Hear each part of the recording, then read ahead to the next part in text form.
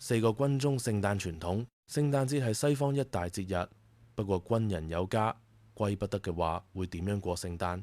聖誕又會有啲咩習俗？將軍做侍應 Soldiers' Dinner 源自18世紀加拿大軍士兵晚餐，可以遠溯至羅馬龍神節主僕互換角色嘅傳統。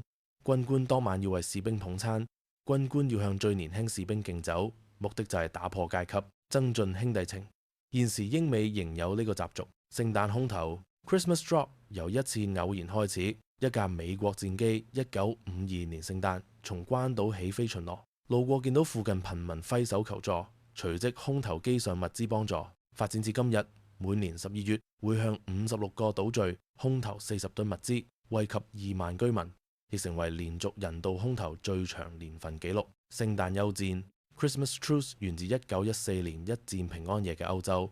德軍首先喺戰壕擺蠟燭唱聖誕歌，英兵同唱後互相吶喊祝賀語，然後交換小禮物。第二年平安夜繼續自發停火，雙方士兵更踢咗場足球賽。呢個休戰奇蹟百幾年後成為佳話，甚至被拍成電影流芳百世。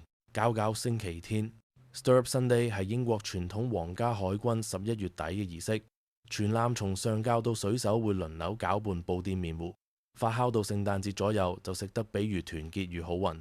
呢個傳統延伸到民間嘅家庭活動，像指人人落力，人人有份。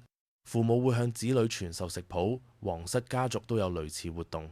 你認為邊個傳統最應該延續落去？留言分享一下。